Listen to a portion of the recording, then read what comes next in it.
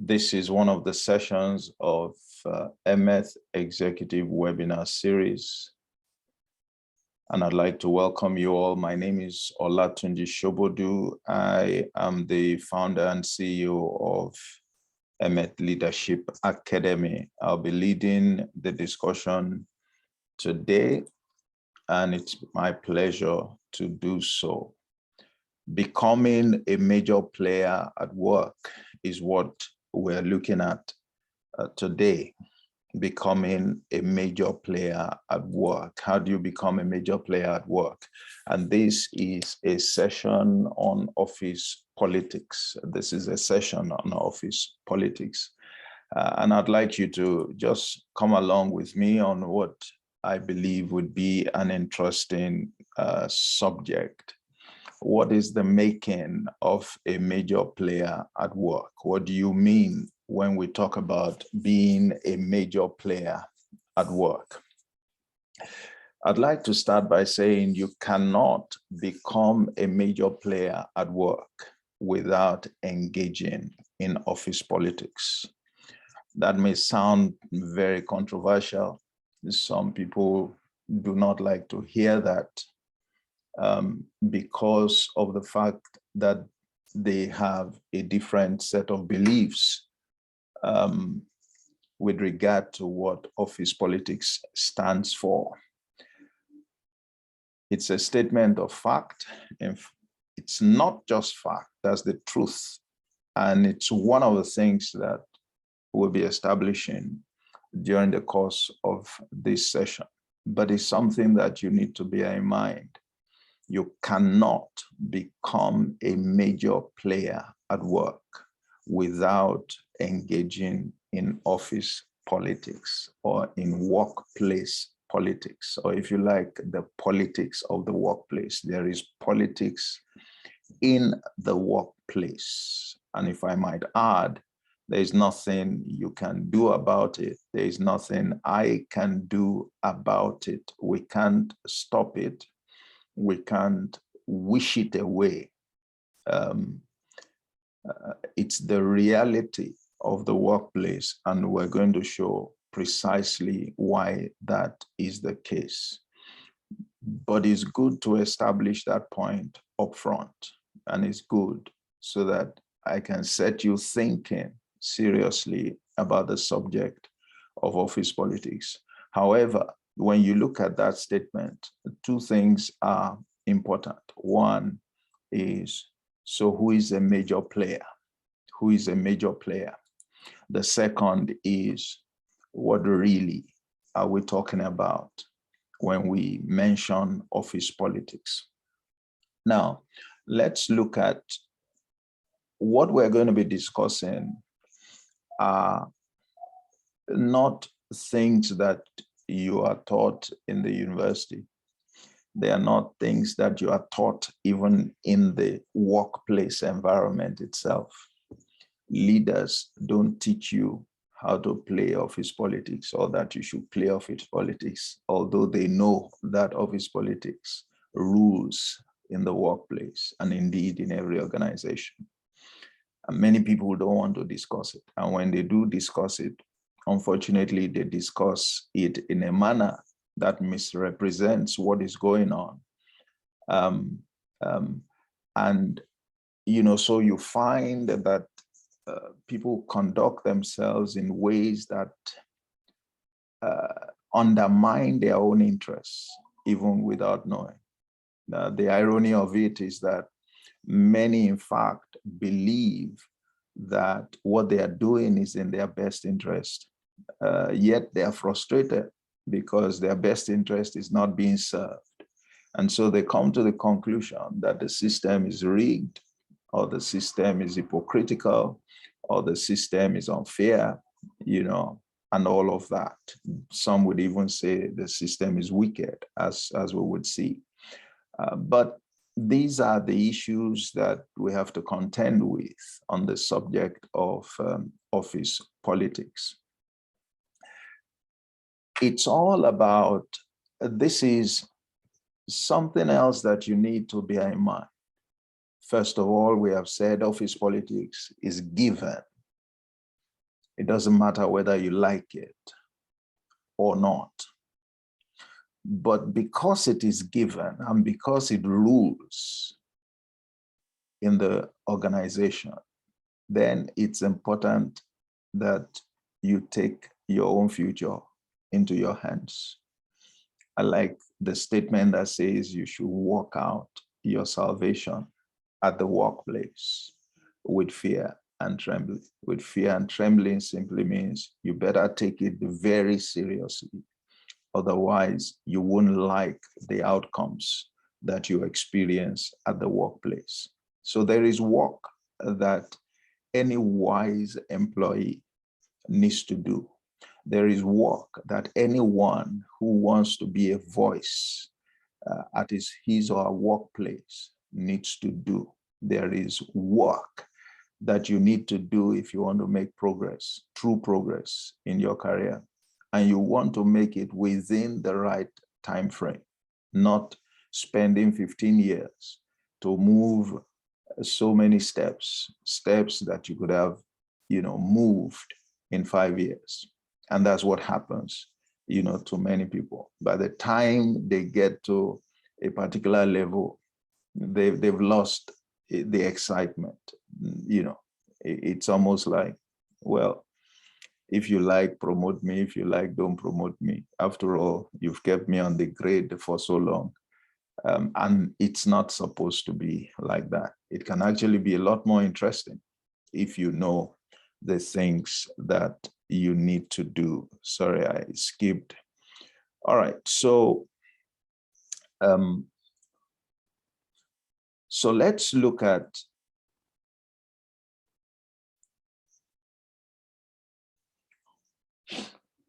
another statement. If you don't do office politics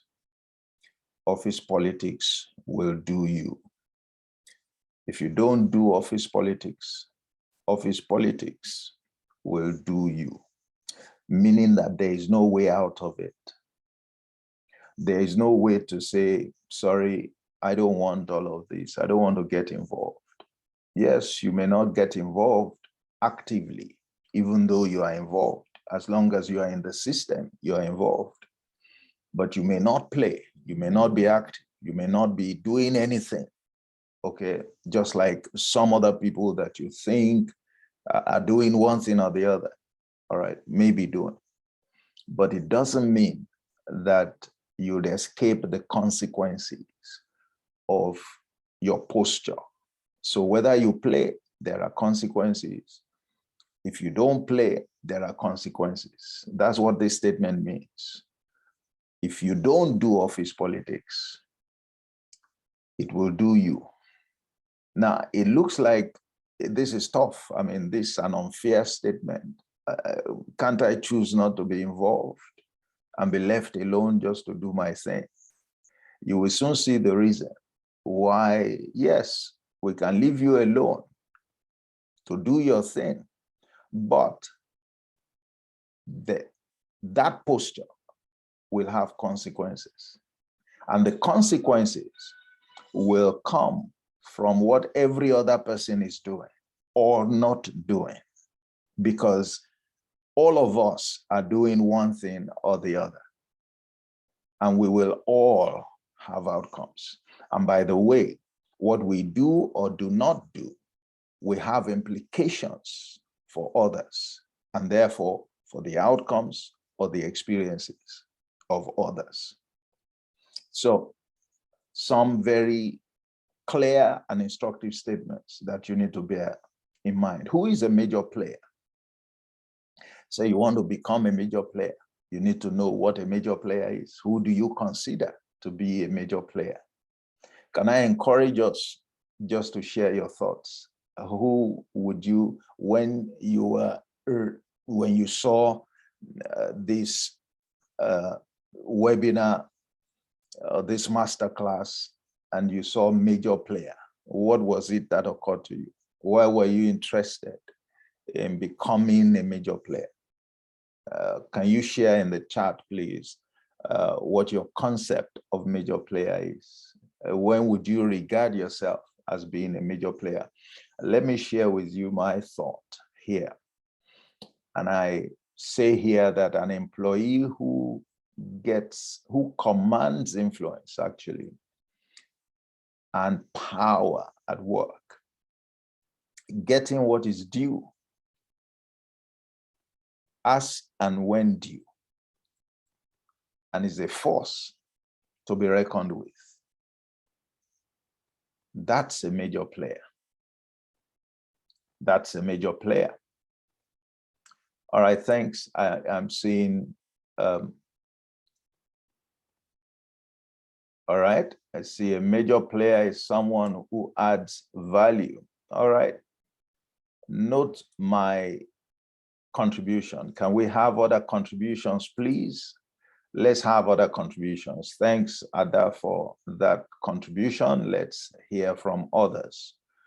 But my view, and you can look at your view in relation to mine. You know, mine is upfront. When, as an employee, you command influence, you command power, you get what is due to you when it is due, and you are a force to be reckoned with, or people listen to your voice. You can't be disregarded. All right, I see a major player is an employee that gets called into a major decision in the organization. Great, that's another perspective. One says is a person that adds value.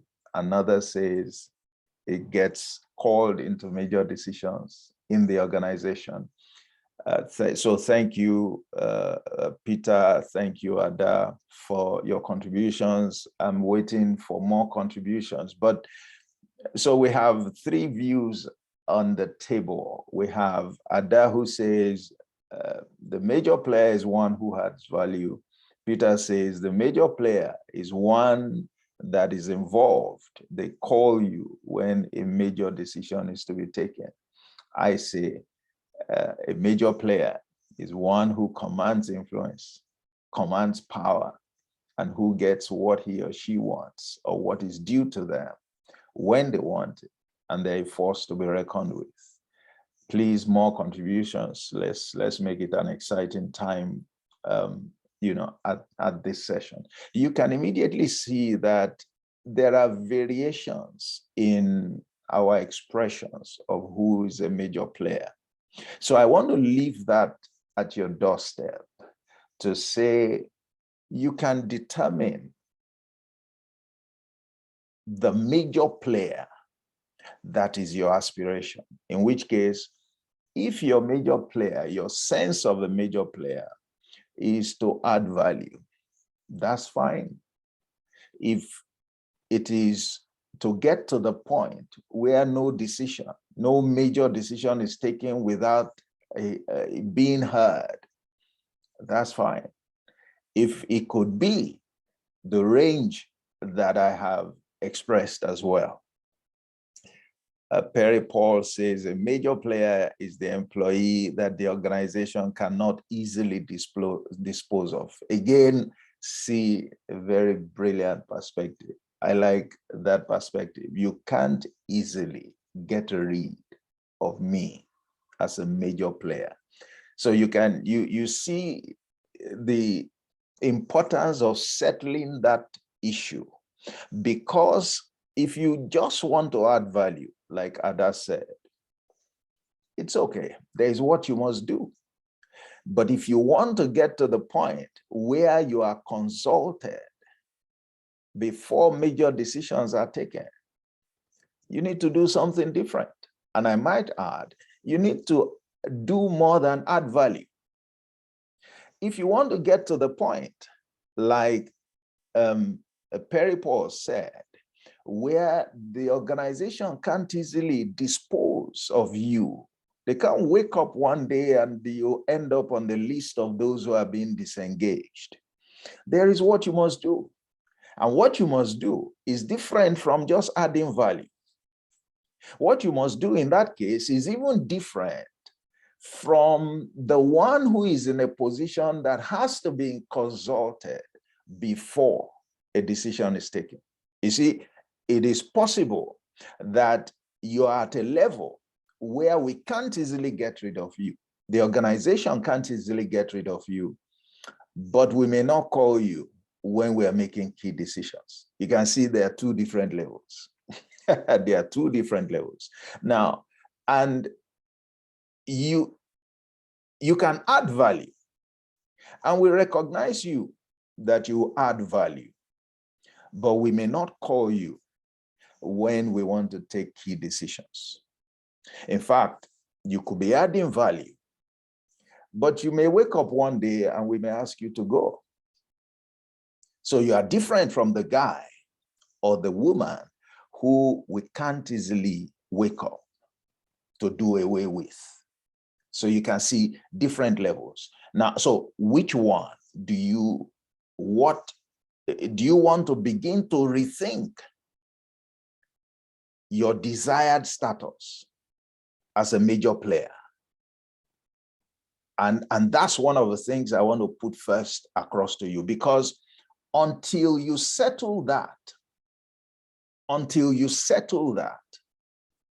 your choice of how to play, your choice of how to conduct yourself in the organization, your choice of the things that you need to do cannot be settled. It takes a lot less to just add value. It takes far more to get to the point where you are called before decisions are taken. I hope you can understand the point now. So what you want is going to determine how you play, how you conduct yourself, the things that you have to do, the things that you have to be mindful of. That's why it's good to start at this point. Now, you can see immediately that if Ada gets to the point where she adds value, Ada shouldn't complain about Perry Paul, who gets to the point, because he has been working at it, where he cannot easily be disposed of. And Perry Paul should not complain about Peter, who has walked his way to the point where he has to be consulted. They have to seek his view before key decisions are taken. Why? Because each of them presumably walked towards what their aspiration was. So I'm going to ask us, what are our aspirations? What is it that you want within the organization? You can begin to see that you may as well be the one limiting yourself. You can't set the target of being a value-adding staff and then be complaining about somebody who set the target of being an immovable staff. That's somebody you don't just wake up to do away with, because each one is pursuing a different agenda within the same organization. And so you also see that this is where we tend to get things mixed up. And people are complaining about others, complaining about why others are moving, why some tend to, get promotion ever so regularly, and they are not getting, as though they were pursuing the same interests. Yes, they are all staff, but that's probably where the commonality ends. What is each one looking for? or looking to get within the same organization. Jerry also says a major player is one who may or may not hold formal authority in the office, but he or she is one that people defer to for direction or action that would affect the organization. So Jerry's expression is similar to Peter's, and has a bit of, Perry Paul's expression. A well-respected employee whose leadership in the company will listen to and be willing to carry out his or her recommendations. That's what K says. And so you can see also, and I like that, a well-respected employee. So one that the organization has respect for, has regard for, and will defer to. He is recognized for his leadership, his or her leadership. And so they want to listen. They may not call him into a meeting to be part of the decision-making, infrastructure or body, but they don't take decisions without trying to get a sense of what people like that, may be thinking. So, and they may be willing to carry out the recommendations. That tells you that that person, has influence, and that person has influence at the right levels, in the right places, with the right people. Notice, I mentioned 3 different things: levels of influence, the right places, the right levels. All right. So you can see, you can begin to see, we're talking about the same institution, and we're talking about staff. Everybody is an employee. But look at the fact that you have expressed these different definitions of a major player means that each one of us also recognizes that staff can be at these different levels, or maybe so viewed within the organization. Okay, so these are not far-fetched. These are real situations. And there are people in every institution that these definitions apply to at any point in time, All right, so we at least have a sense of who a major player is. And, like I said, begin to picture, ask yourselves, I like in all my sessions to always bring everything back to you, because in the end, that's how you take away value. That's how the session affects you. That's how transformation takes place. That's the benefit that you get when you can relate issues that we're discussing to yourself, ask yourself pertinent questions, and be taking notes about things that apply to you, areas you need to focus on, some of the things that you need to start doing, and those things that you need to stop doing. There may also be things that you need to try and get a better understanding of, so that it can help you to maximize the value of what we're discussing.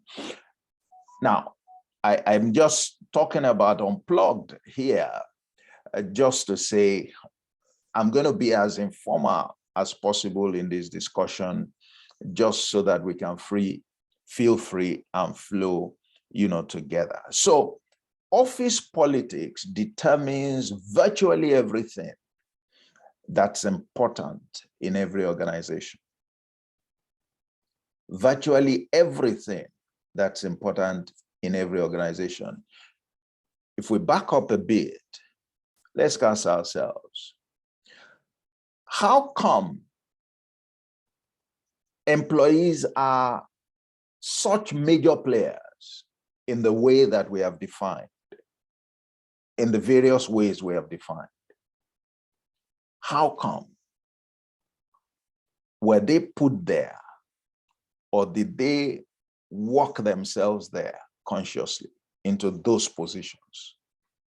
Do you just become a value-adding staff, or is something that you work towards?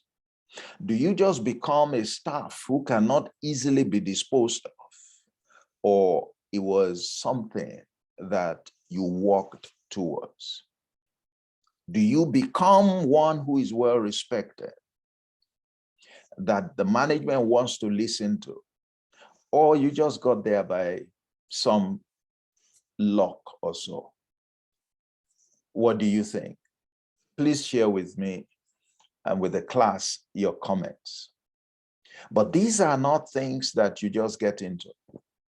Some people get into such situations unconsciously, but that they got there unconsciously doesn't mean that they didn't do things to get themselves there. It is one thing to find yourself in a position unconsciously, but what you need to bear in mind is that you found yourself there as a cumulation of the actions or inactions or decisions that you took along the way. Okay, so my point is, nobody gets into these kinds of situations without doing something. But the chances are that you'd arrive at these situations when you are conscious about that and you do certain things. And I would argue as well that you can get to these situations faster than some of your colleagues when you are more conscious of where you are going, of what you want to achieve, and much more when you understand what steps to take to get there. All right, so, but note, you must, be conscious of the fact that office politics determines virtually everything. Nothing just happens in any organization. It's one of the ways that we have been naive, that people think that what happens just happened. But everything happens on the back and as a product of office politics. You may also please want to share in the chat if there is a point, that resonates with you, or some revelation that you get, or some insight, or something that, opens you up. Please share, with us, with the entire class in the chat. Let's, it helps to draw our attention, to very instructive statements, and also helps me in particular to lay emphasis where it may become necessary to do so. Is one of my sources of feedback. So please, as we go, do not fail to do that. And then if you need any clarification, ask your questions. If you want to speak, you may have the opportunity to speak by raising your hand. And when I recognize you, you can then speak. So what really is office politics? We've tried to talk about the who a major player is, but we said the second thing is office politics. This thing that we call office politics, what really is it? Because if we understand it, then a lot of things become clearer. Why is it so important to talk about office politics? And I would say, why is it such a monstrous thing? It's just like there's this monster called office politics. Everybody wants to do away with it. Many of the sessions that we've had, I often ask, what do you feel about office politics? So let's know, what do you feel about office politics? Good or bad? If there's something that is positive about it, let's know. If there is something that's negative about it, let's know. And you need not take a position. You may want to say, well, office politics is good from this perspective, but there is this other side, that I don't like. Let's have a sense of what the class considers to be office politics. For you, what does office politics mean? We said office politics determines virtually everything that happens in organizations. And by organizations, I mean organizations. For the avoidance of doubt, is not just in the private sector, not just in private organizations, it's in government institutions, it's in non-governmental institutions, it's in not-for-profit institutions, it's in the church, it's in the mosque. Everywhere there is an organization, there is politics. Everywhere you have people gathered, and they are gathered for some purpose, there is politics. It could be communal politics, it could be organizational politics, but there is politics. All right, so I'm looking out for your contributions in the chat, please. What does it mean to you? Why is this thing so important? Why we're at it? I will share with you some views, of people about office politics. Generally, employees hold a negative, and in some cases, very damning view about office politics. They just believe that office politics is bad. So Ada has just confirmed that office politics is bad, because most times it is based on ethnicity, religion, and other factors. You may want to throw some light on that. What do those factors do? Is it that people take decisions because of where you come from, or because of religion, or because of what else, or what? Or that, some others are deprived of benefits because they don't come from one place or the other. But generally, the view of office politics is negative. People seldom see nothing good about it, or maybe they see more bad than good about what they call office politics. Office politics is all about understanding human relationships. So office politics is paying attention to how we relate with others. All right, I wish we had more flesh to that. Yes, okay, so Ada says some bosses favor team members who are from the same ethnic or religious beliefs. Okay, so there is that kind of bias in the appropriation of benefits, and I guess, and all other things. So you may get promoted because you and I come from the same area, or because both of us attend the same church. I think that's the point that Ada is making. Let's have more contributions, please. All right, so, as far as some are concerned, office politics should be abolished. It would be nice, perhaps, to outlaw it, or just to say, look, there is no office politics allowed here in these organizations. Anybody who plays it, the organization will frown at it seriously. Well. Can it really be abolished? All right. Peter says, I've always believed in delivering your best value and go home. So, just give your best in the office and go home. The few things I have seen around office politics is nepotism, ethnic loyalty, and not what each member of the team bring to the table. This is one of the issues. I mean, in addition to what Ada has said, what Peter has just mentioned is one of the problems. What Peter is really saying is, look, what we have come to do is to work. So when I deliver, That's all that should matter.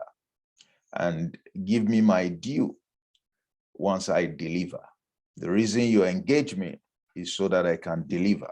The reason all of us came here is so that we can add our quota. And once we have been able to do that, the ones who did should get their reward. The ones who did not, should not be given any reward under any consideration. I'd like to believe that that interpretation of what Peter said is accurate. If it is not, please let me know. Morenike says office politics is fair and cool when it's in your favor. I like that perspective, but it's evil. Wow, when it isn't. That is a call to reality. Perhaps it would be nice if Ada and Peter and those who have expressed themselves can react to that. So, that's another perspective, that when things are working for you, you applaud office politics. You say, fantastic, nothing is wrong with it. It's okay, it's fine. Why? Because, things are falling, in pleasant places for you. But the day things start happening differently, you start seeing all kinds of issues with the same politics. What the lawyers will say is that you can't complain about something that you have benefited from if you now get to a point where the same thing is working against your interests. Very interesting. Morenike, thanks for that contribution. It throws a bit of spanner in the works, and I like it. I'm sure that it will get each of us thinking. Fejiro says office politics may be a tool to enhance interactions and also help a balance of diverse views, e.g. it helps team spirit and camaraderie, and organization is more of team spirit. Okay, so that's positive. What we are seeing is that it can actually be helpful, and I hope that I'll be able to draw attention to that point that has been made, that look, let's not lose sight of some benefit, that it helps enhance interaction of within the workplace. And I recall Kay saying, Kay, by the way, is an uncle of mine, so you're welcome, sir. He said, office politics is about human interactions within the organization. Now, Fejiro is saying that office politics can actually enhance the interaction because, the organization is made up of is a team. And so office politics can be helpful to develop and deepen that team spirit. Perry Paul says there will always be divide along the line of religion, school attended, ethnicity. Will there always be? Must there always be? Is that always the case? Can you really say that happens in every institution? It surely does happen, but I'm not sure if we can say there will always be. They always makes that that statement very strong. Office politics also evolves around when you speak the truth, when everyone else is saying what the boss wants to hear, when it is not the truth. So yes, the truth, who determines what the truth is? Does the boss want to hear the truth? Do others want to hear the truth? Why are there people who will not tell the boss the truth? And those the people that we claim to play high service.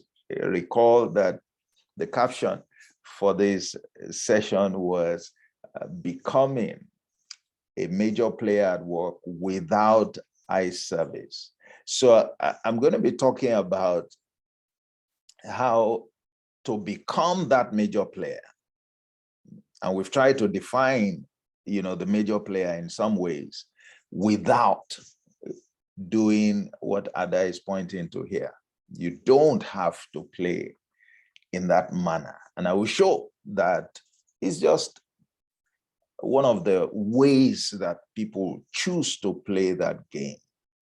And you don't have to play in that manner in order to win, in order to become that major player. You don't have to play in that manner whatsoever. You don't even have to sell your soul or your body in order to win. That's one of the beauties of office politics. All right. So should office politics be abolished? Is there anything good about office politics? I think some people have said there's some good things. At least we have an idea. Is there anything really bad about office politics? We have also seen a couple of expressions, a couple of views that have pointed to what may be bad about office politics. Can you truly abolish office politics? We will soon see whether that is a possibility. What will any organization look like without office politics? I think that becomes very important, because if we are so negative about what office politics is, then the implication is that we want an environment where there is no office politics.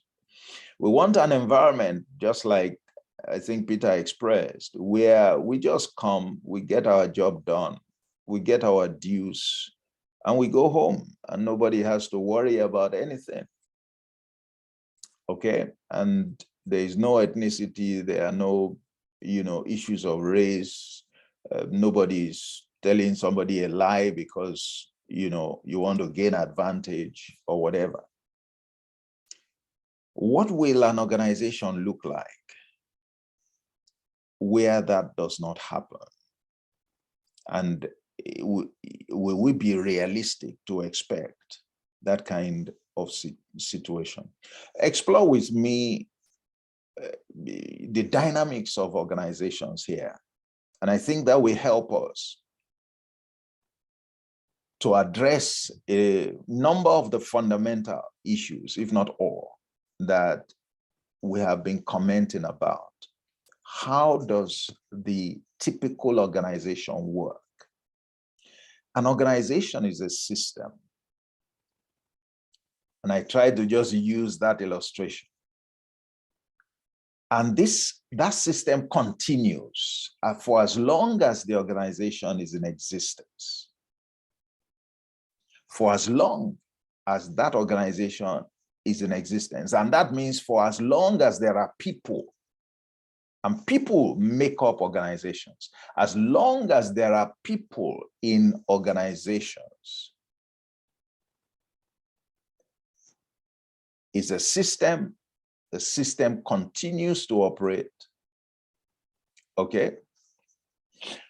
Now, let's take notice of certain characteristics of each of these systems. So,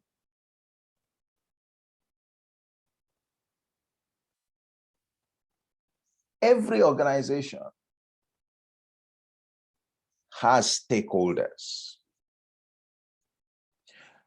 For all of us on the platform, can we identify the stakeholders in our organizations? And it doesn't matter. You may be running your own business. You may be an employee. You may, whatever you are doing, can you identify who are the stakeholders in your organization? You can identify all of them if you feel you know them. If you can identify them in groups. You can identify as many as you know. Are there stakeholders in your organization? Who are these groups of stakeholders, or who are these stakeholders? Every organization has stakeholders. And in the slide on the screen, you see a number of them. There are owners, there are employees, there are regulators, there is the public, There are many others. Who are the stakeholders in your organization? Please share in the chat. Share in the chat, please. Who are the stakeholders in your own organization? Do you agree that there is no organization in existence that does not have stakeholders? Do you agree? You may be in the church, you may be in the mosque, you may be a pastor, you may be a CEO, you may be a director general in your organization. Do you have stakeholders? And stakeholders, what do we mean when we talk about stakeholders? What do we mean when we talk about stakeholders? We talk about people who have an interest. Stakeholders are stakeholders because they have what? An interest. They have interests, at least one interest. And it has to do with that organization. They have an interest. So the first thing, I'm not getting any responses here. Please help me here. First, who are the stakeholders? And then what are the interests of the stakeholders? What are the interests of the stakeholders? Let's look at that. We're talking about how organizations operate, the dynamics of organizations. Every stakeholder is in pursuit of a particular interest or set of interests. And as they interact with an organization, they have their interests in view. They have their interests in view. All right, are we still together? Can you hear me? I'm not seeing any contributions. I thought it was quite straightforward. Who are the stakeholders in your organizations? What are their interests? Can you identify them, please? What are their interests? So stakeholders exist. Stakeholders exist because they have interests. And they pursue that interest, those interests. If it's one, that interest. And the interests of stakeholders do conflict. They do conflict. Thank you, Maureen. In my organization, the shareholders, then you, the employees, then your customers or clients, then your regulators. They are all stakeholders. Thank you very much. So in your organization, at the very least, you have identified 4 categories of stakeholders. Thank you. Stakeholders, you have shareholders. Yes, Ada says they want profit, so that the interest of shareholders is that they want profit. They have put in their money, they want to get a profit at the end of from their investment.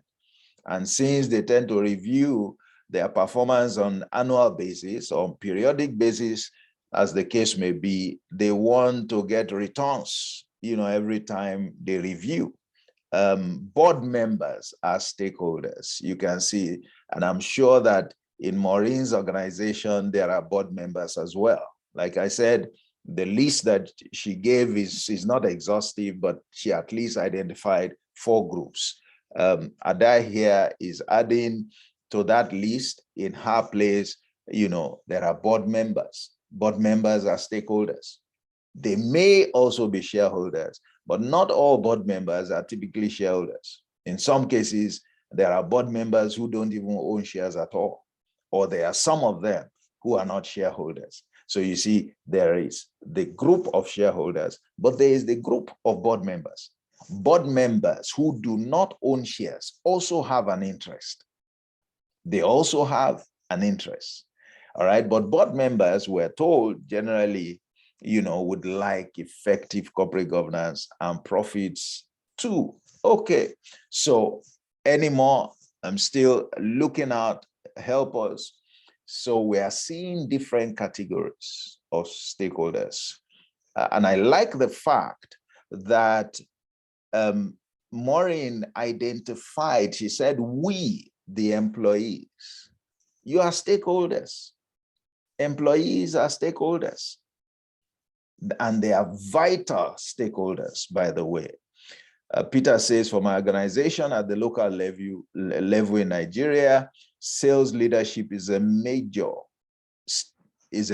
stakeholder. So, you can see there also that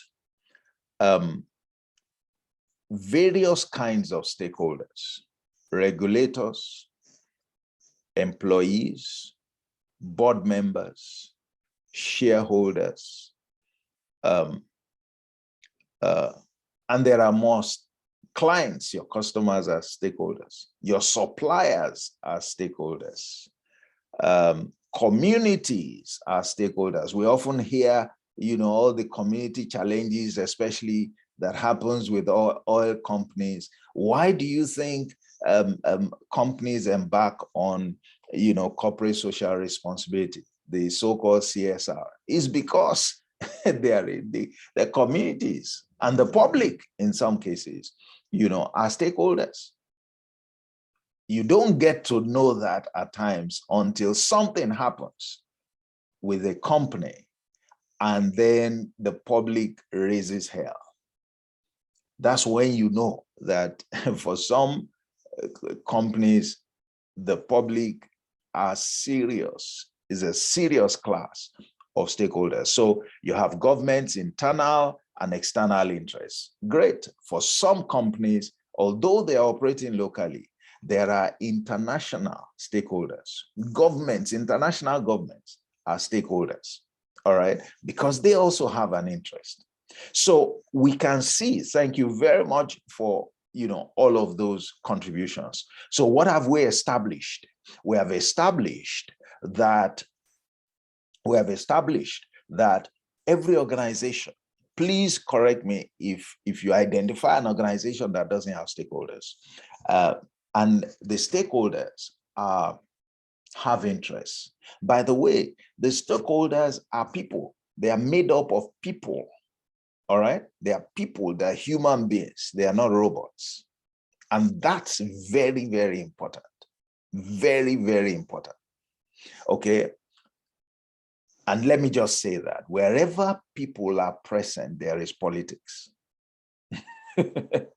Anywhere people are present, there is politics. Why? Because they have interests. They have aspirations. What more do we know? Now, one of the things that we've said here is that stakeholders' interests, they do conflict. Now, let's look at the list of the stakeholders that you have identified. Are their interests the same? Are the interests the same? Is the interest of the regulator the same as the interest of the shareholders? Please, you can help me again in the chat. The interests of the communities, is it the same as the interests of the owners of the business? Is it the same as the interest of the employees? The reason that you are in that working as an employee in that company, in that organization, is it the same? Are you in pursuit of the same thing as the community is in pursuit of? Is your expectation from the organization the same as the expectation of the community from the organization? Or is the expectation that you have from the organization, is it the same as that of the board members? Or are they different? And if they are different, do they in fact conflict? Because our interests may be different, but they may not conflict in some cases. But our interests may be different and be in conflict. What do you think? Your comments, please. What do you think? So are those interests in each of the cases you've identified, Are the interests different? Do the interests conflict? Okay. Now, let's look at something while you are making your contributions in that regard. Let's look at strategies. How do you imagine that these stakeholders realize or pursue their interests? How do they pursue their interests? The essence of having an interest is suggesting or signaling that you are in pursuit of it. That's what you want to get from the organization. And so the way that each of the stakeholders pursues their interests is by adopting specific strategies. So what, now you can look at it. What the shareholders want, we're told, is profit. They have invested, they want a return on their investment. What the employees want is what? What do you want as an employee? What do you want? Increased salary. You want increased salary? Great. What else? Is that all you want? Because you are going to be there for how many years? Maybe you are spending 5 years. Maybe you intend to spend 10 years. You see that it can't just be increased salary that your interest will be. You must want something far more than increased salary. Job stability. You want job stability. Great. So is that what the owners of the business want? They want profit. They want profit. The day that they are not getting the profit, what happens to your job stability? They change you. Okay, they ask you to step down. They say, God forbid, sorry, we no longer have need for some of people's services. So you see, why is it that in your search, in the shareholder search for profit, they must ask people to go? Why? Because the time comes where what they are looking for is at variance with what the people are looking for, with what the employees are looking for. And the same thing applies when you look at regulators. The owners of the bank wants to make money. Management wants to make money.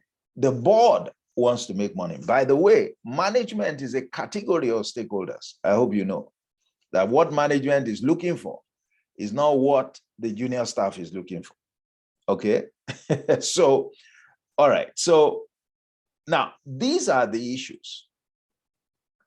And each one is going to take steps towards the realization of their objectives.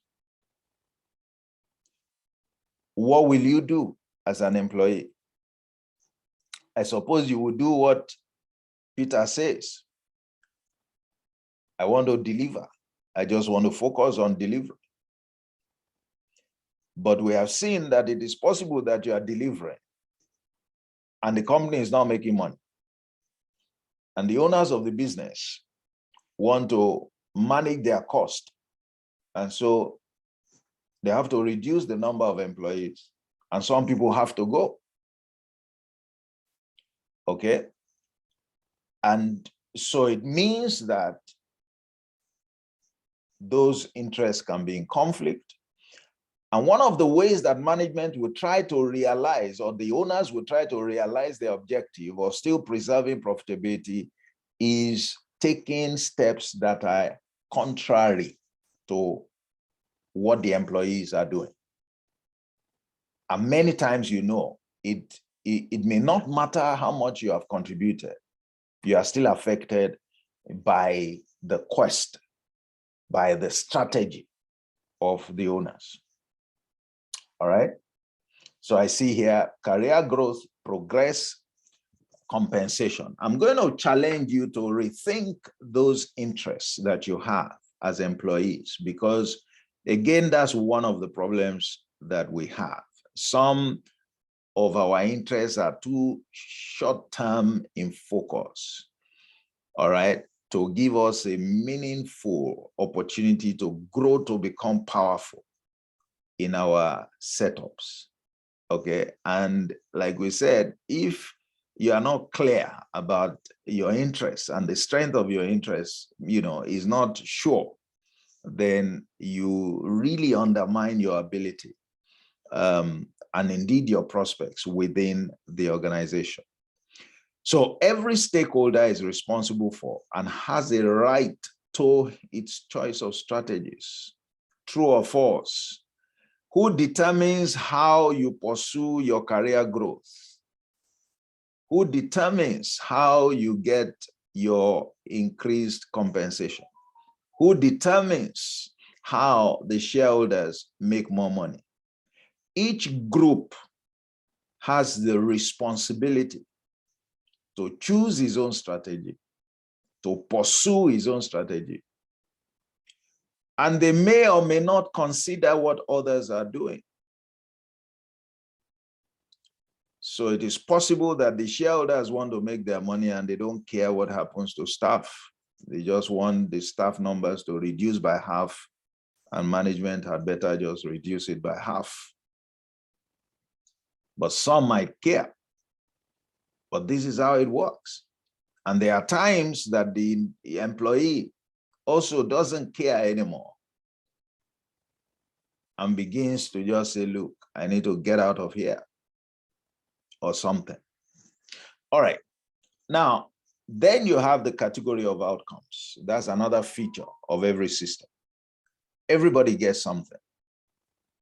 Everybody gets something. It's a different thing what you get, though. Because, for example, where people are being laid off, not everybody is usually laid off. Some people are retained and some people are laid off.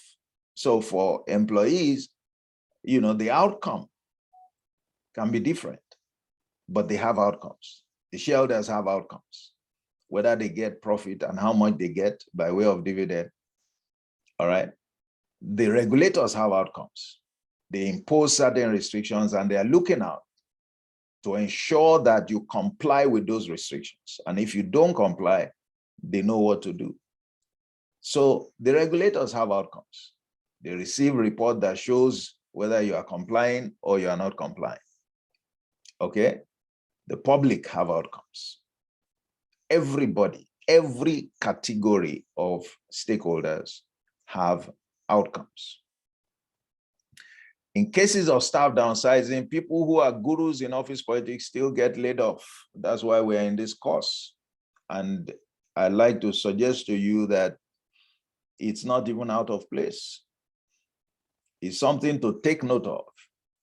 But rather than it being something that is like, is like servants riding on horses and princes are walking on foot.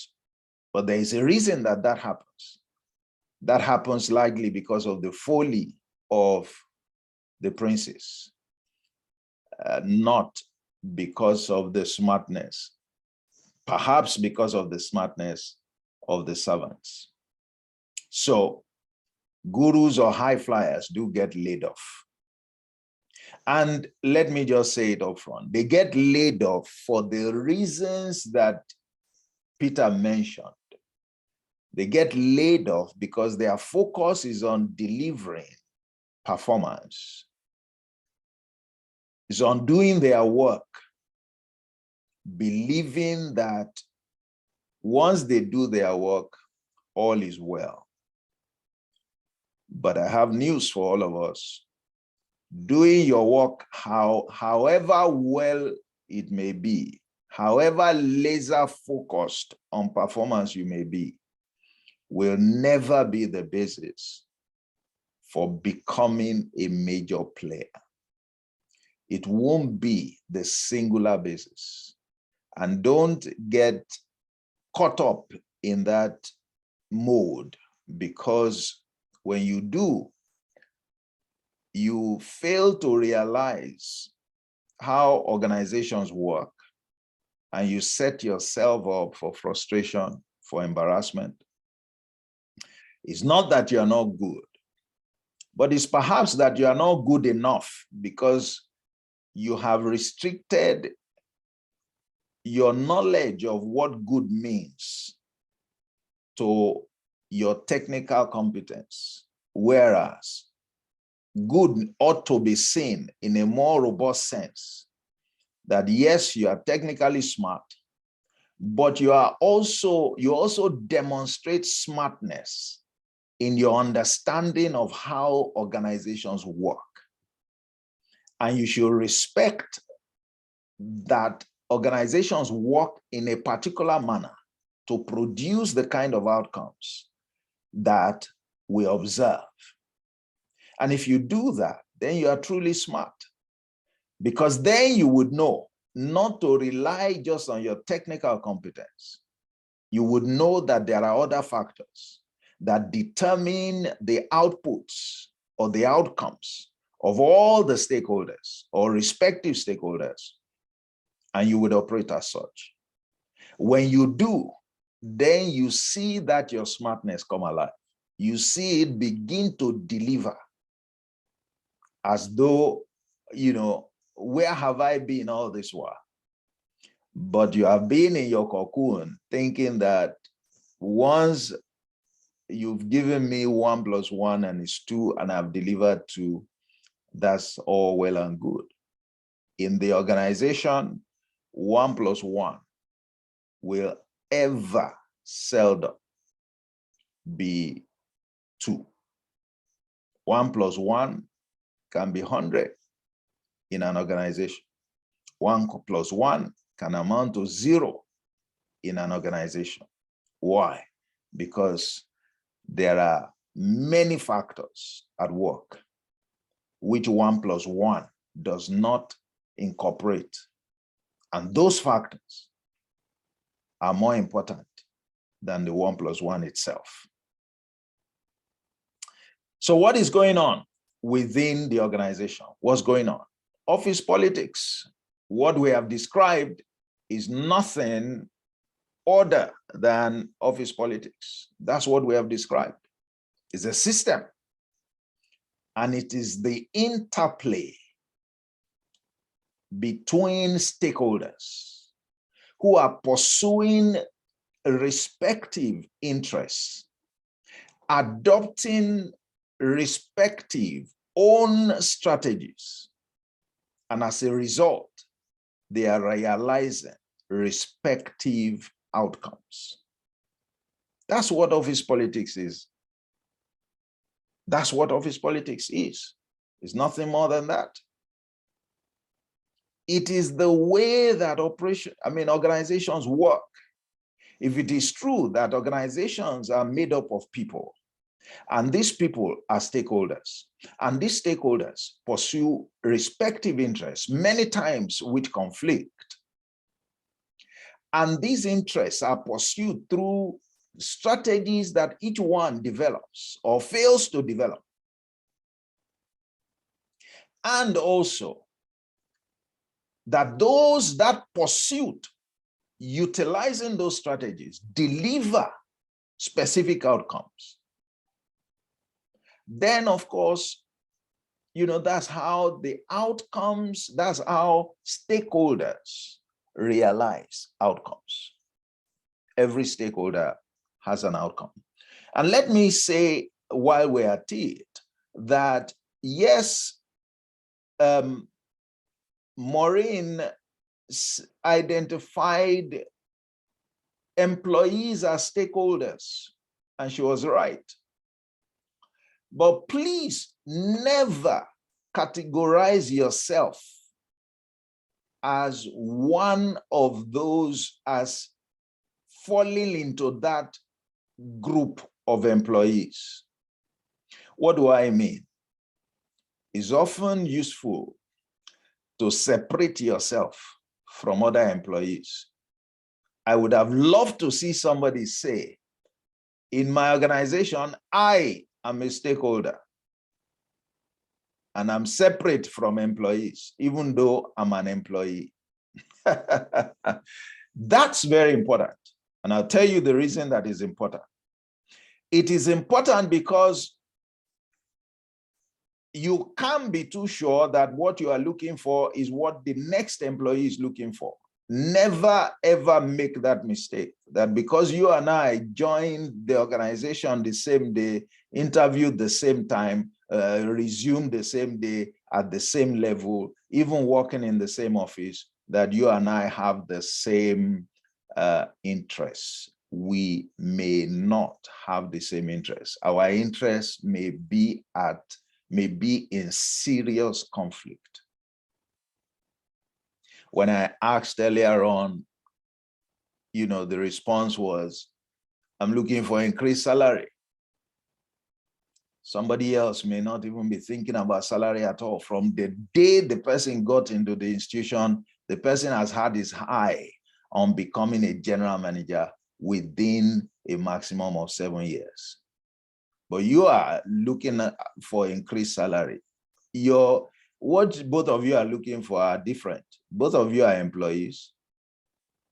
But what he's going to be doing in order to arrive at general manager in 7 years, you can be sure that it's not the same thing that you are doing, who just want increased salary. So I like that point to be made. You don't approach the play in the office on the basis of all of us employees are stakeholders. No. Notice, the topic of this session didn't say becoming major players. No. Becoming a major player. It is you. The focus is on you. The earlier you begin to understand that, the better. This particular issue is one of the things that have undermined some people in their workplaces. They have not been able to do their thing independently. They are always looking for other people to join together with when it comes to the pursuit of their interests. And it doesn't work. It will not work. It is not to say that you shouldn't consider the interests of others. It is to say that you must consider yourself as a stakeholder. A standalone stakeholder, and look at other employees as another group of stakeholders. All right? And look at other stakeholders as groups. Yes, you can look at other stakeholders as groups. And if you like, depending on what your interest is, there are some people also that you may have to isolate and look at them as a stakeholder instead of a group of stakeholders. And I will say that if you are in a company, for example, where you have a majority shareholder,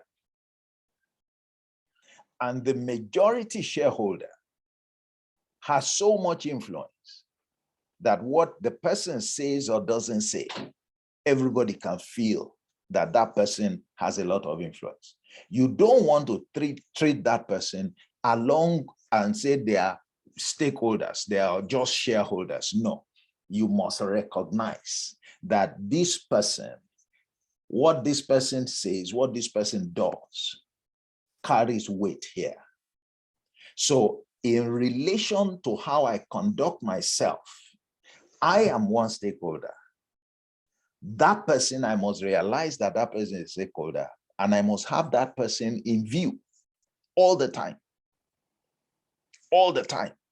Otherwise, if I categorize and fail to identify that this person is crucial, I will miss it. I won't give that person the attention that is required in my conduct, in my play at the workplace. And it is difficult, if that is the scenario in which you're operating, to become a major player. You can't become a major player when the kingmaker is not recognized. Because that person is like a kingmaker because of the amount of influence and power that they command. But notice, if you isolate that person and you have a game plan as to how to relate, to connect with that person, you can very quickly become a major player than anybody else, especially compared with people who just choose to categorize that person along with other shareholders as if they were a group of shareholders. I hope if you don't take away anything from the program today, please take away that you are a shareholder. You are a shareholder. I mean, a stakeholder. Sorry, just a moment.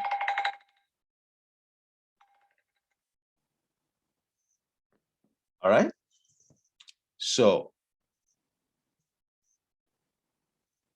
okay. So,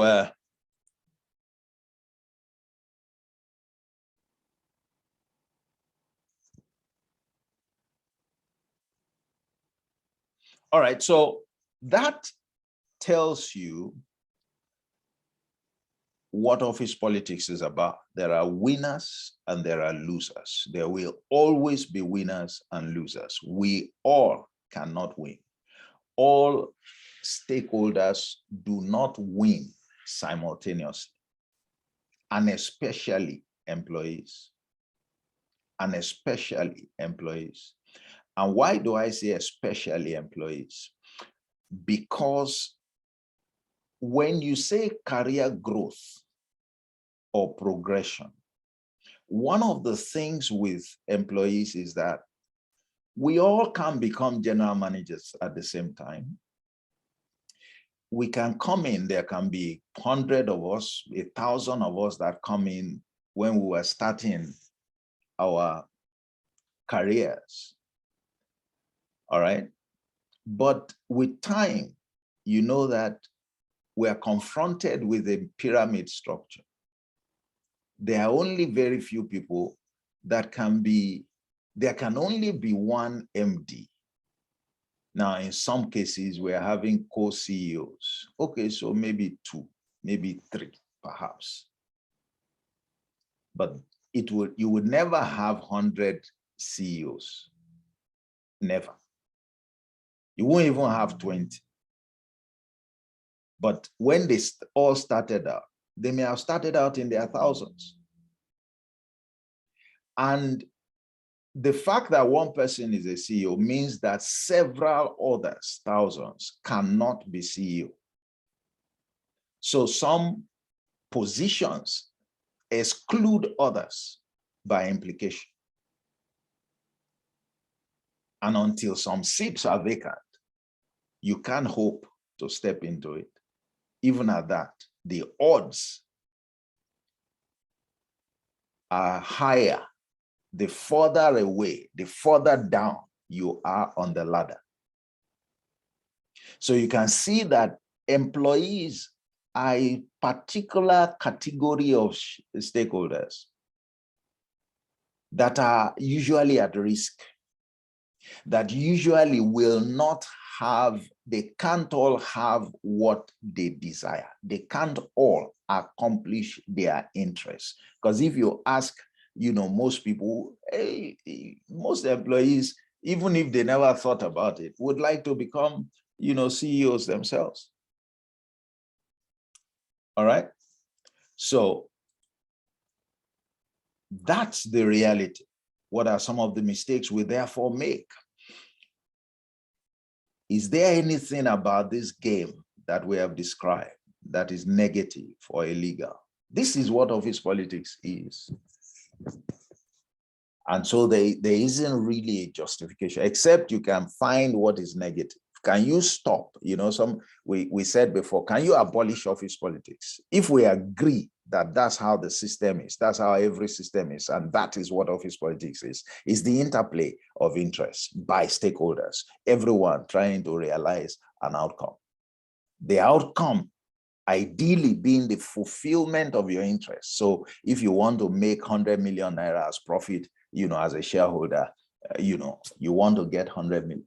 But many times it may not be 100 million. You may be hoping for 100, you may get 10. And at times you may be hoping for 100 and you may get 200. Okay, that's the outcome. So what have we, if that is how the institution runs, what's wrong with that? Is there anything wrong with a stakeholder pursuing his interest in the way that he or she feels is appropriate and owning up to whatever the outcome, is, refusing to blame anybody for the quality of their outcome? Think about it. What do you think? Because that's what office politics is. But we often give it a bad name based on our understanding. So the first thing I try to do is let's re-examine what do we really call office politics. So you see the concept of the major player, and you see the environment in which that player wants to become a major player.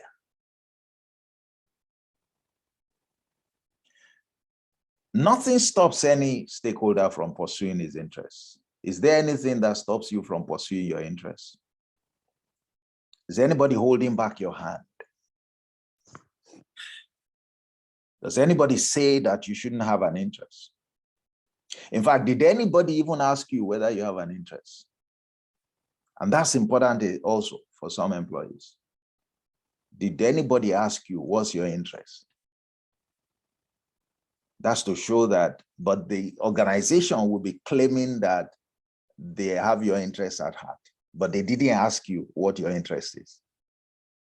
They will say that they are planning your career. They are doing career planning, but they didn't ask you what your interest is. The truth is that you can't rely on any other stakeholder, including the organization, to pursue your interests. It just doesn't happen. It's a lie for any organization to tell you they are pursuing your interests. The organization will be interested in you when you become that major player. But how you become that major player is not the organization that will make you. You are the one that will make yourself by the things that you do. Until that happens, nobody should claim that they have your interest at heart. Why? Because when the chips are down and the survivor of the organization is under threat, you will be one of those that will be sacrificed many times without even consulting you, without even telling you. So you see the point about working out your own salvation. Is the reality of it. It's not to say that organizations can be good, can do a few things, but it's to say that the best of what is due to you or what you can get will come when you are conscious in the pursuit of your well-defined interest. Mark that.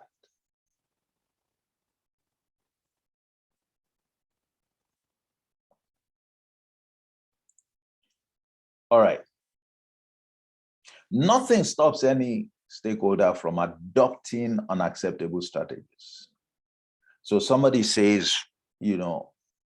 others bootlick, others tell, I think it was Ada that said it, some people, they will choose to tell the boss, lies, what the boss wants to hear. That's how they know to play. That's how they are playing the game. You don't like it. I don't like it either. But what can we do about it? It's their choice. That's what they believe will help them to realize their interests. We need to respect it, even if we don't like it. But we need to watch out for it. Why? Because our interests can be put at stake by their lies. So we can't just ignore it. We may be annoyed at it. And the quicker we do away with the annoyance and focus on what our strategy would be to counter, all right, any adverse consequences of their own choice of strategy, the wiser we become. So stop bothering about who is doing eye service. Stop bothering about people who are befriending their bosses, selling their bodies. That's what they figure out is the way to advance. Why do you think they are doing it? It's in pursuit of their interests. Can an organization outlaw it? I have been in sessions where people even say, some even are diabolical. They will do different things so that they can be favored, so that they can move. Okay, so how do you outlaw the choice to play a diabolical strategy as a way of advancing? If they do that, you do your own. So if it's prayers to offer or to resort to, by all means. But all stakeholders have a choice to their strategies. However, within certain limits, and the scope of our session will not go there. And I'm hoping that you can come on this journey with me, as I would mention, at the close of our discussion, where I can then talk about things at a deeper level. There is the issue of culture, which we're not talking about today, because certain things define the environment. Certain things can influence, can condition the environment so that it either enhances the efficacy of certain strategies or reduces them. And some of these things are present in every institution. But what they don't do is that they don't tamper with the choice of how we play. A regulator can give you guidelines, but you still have to decide whether you violate them or not. I have seen institutions where you can choose to violate the regulations so that you realize your own objective. And when the regulator comes, you are ready to pay the penalties. You are still better off.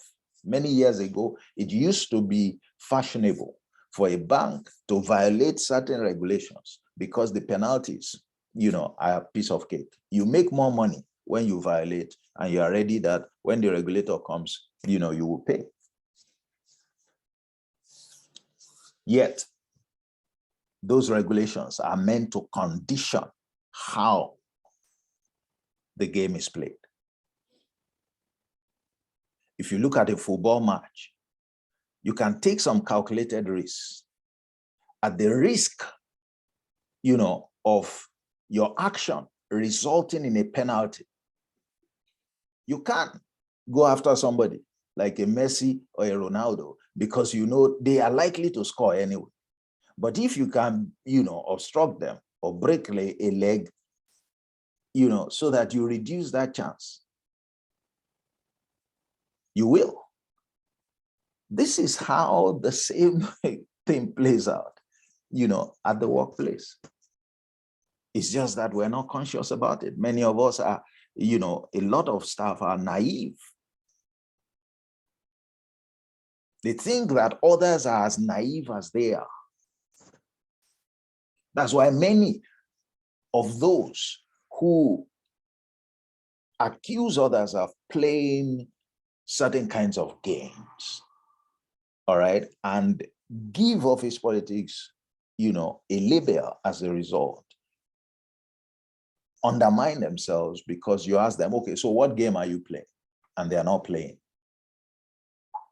They are playing indifference, which can never be a way to survive. Another mistake. Every stakeholder takes primary responsibility for his or her strategies, and therefore the outcome realized. Why do I say that? Because you can say that, well, if the employer simply sacked me today, how is that my fault? It will still be your fault. The reason is that Your choice of strategy is not supposed to be undertaken without consciousness of what others are doing. You see, that's why the game is like that. You are not alone. Everybody is jostling. Everybody is doing something. Everybody may not be important.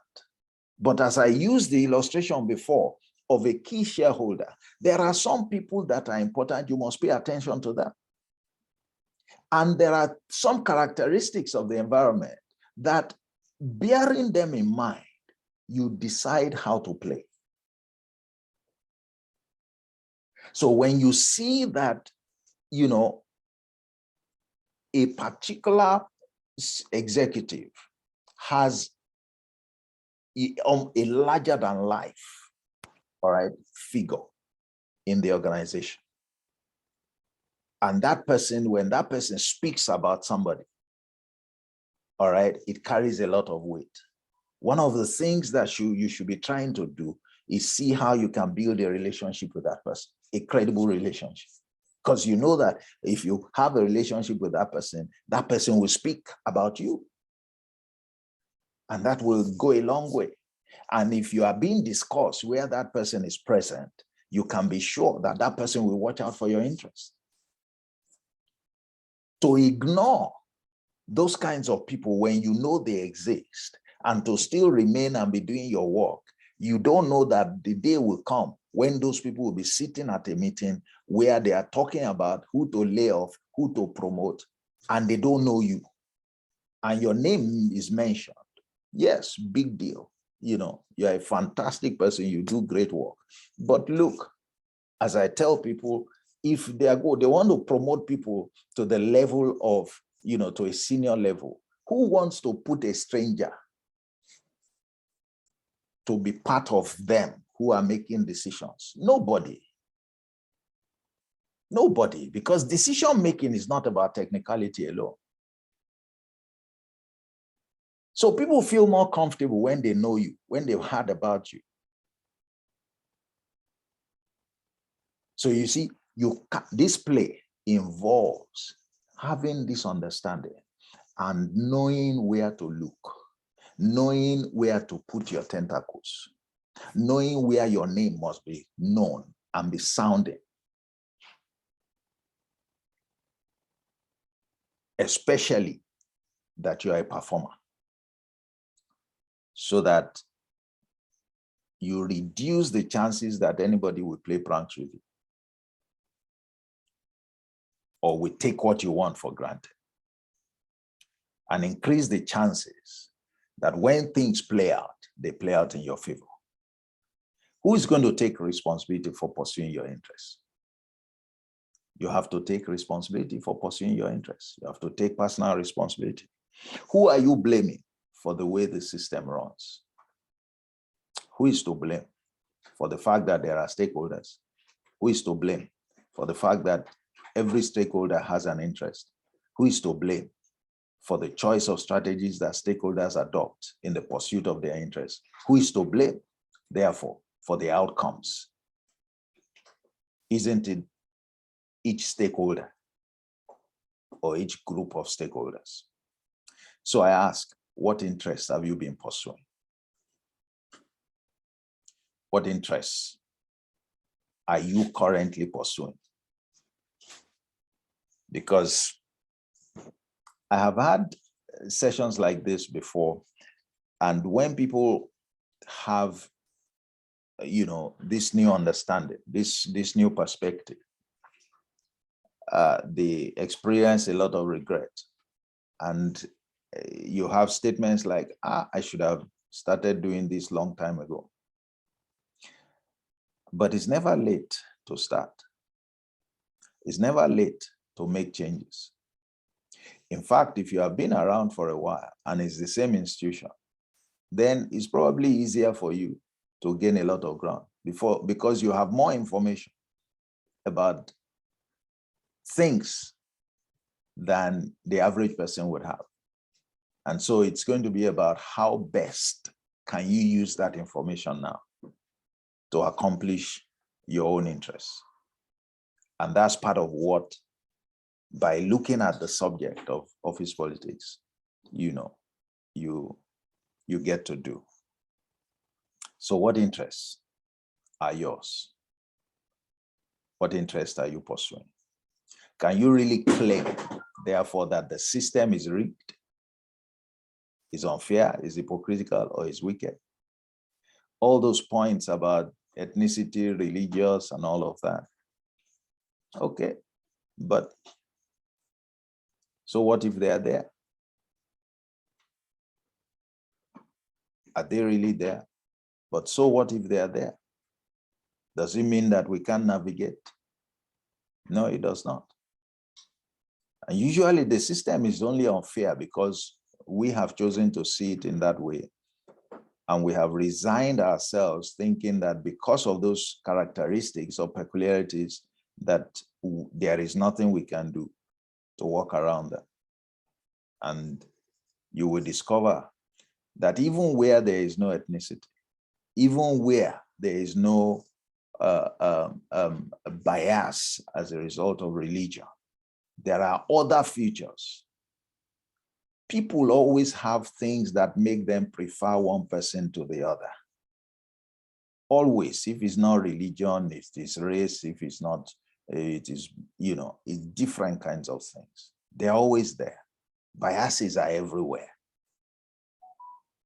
All right? Biases are everywhere. Some talk about, we went to school together. Okay, it's part of it. So if these things are present, they are present everywhere. Just like the interests, the stakeholders, they are present in all organizations. And the people you see who are at the top, many of them played this game. You see them there today, you think that they just got there because they were smart. If you sat with them, they tell you the things that they did. Many times they were very conscious of what they wanted to achieve. And that's one of the things that made the difference between them and those, who have not reached their level, despite the fact that they all joined at the same time. So I ask a couple of questions about your interests. Do you have clearly stated interests? Are you pursuing those interests actively? Are you as active in your pursuit as other stakeholders? Because you are not the only one in the game. What strategies have you adopted in your pursuit? How did you decide on that approach, that strategic approach? Why was that what you thought will take you to where you wanted to, or what will help you to realize your aspiration? Which of those interests have been realized to date? Who is responsible for those outcomes? Are you blaming other people, or you are looking at yourself in the mirror? Why do you still complain, therefore, about office politics? You would want to look at these questions in your privacy. I think it will help a great deal, especially if you are challenged, currently. Should you not disregard all this talk of office politics in your best interest and be serious about working out your own salvation, taking the bull by the horns? All right, we have seen that your interest has to be juxtaposed against the interest of others. Everyone has a right to their choice of interests. The interests can, and they are often conflicting. You must keep your interests in view while minding others, not while ignoring others. Never ignore others, and especially those that are likely to conflict with yours. And I've given some examples. You can work in concert with others, but you must never abandon your responsibility to pursue your own interests. And you will do well to make sure that the pursuit of your interest does not conflict with that of the organization. Because guess who is going to win if your interest is at variance with that of the organization? The organization will win and you will lose. Why? The organization is an elephant. You don't want to take on the organization. The organization created the platform for you in the first instance. So in everything you do, and if you want to gain leverage, actually, make sure that everything you do, there is the organization benefit. You're trying to align your interests to serve the purpose of the organization as well. And there is no stakeholder can pursue your interests. However they pretend, they can't pursue your interests as strongly as you can. So you can't be indifferent because it's perilous to be indifferent. It's perilous to be indifferent. You bring disadvantage to yourself. You have listened to how the play goes. Can you afford to be indifferent when every other person is running after their interests, is figuring out how to realize their interests? When every other person is watching you, and some think you are a threat. In fact, those high flyers, that performance that you spoke about, Peter, sir, it by itself attracts attention and reaction because some people are trying to checkmate you, knowing that your sterling performance can undermine their ability to move forward. And that's not something that the decision makers may even be aware of or may be able to do anything about. You are the only one who can react appropriately in circumstances like that. So shouldn't you fight anything that will make you disadvantaged at work? And you have seen the forces that can put you at a disadvantage. You have seen the forces, you have seen how things work. You see how you can be put at a disadvantage if you don't brace up, and take advantage of this knowledge yourself. So I ask, what is responsible behavior on the part of an employee? Well, how do we conclude that you are responsible? Is it by staying on the sideline? By being indifferent or by withdrawing?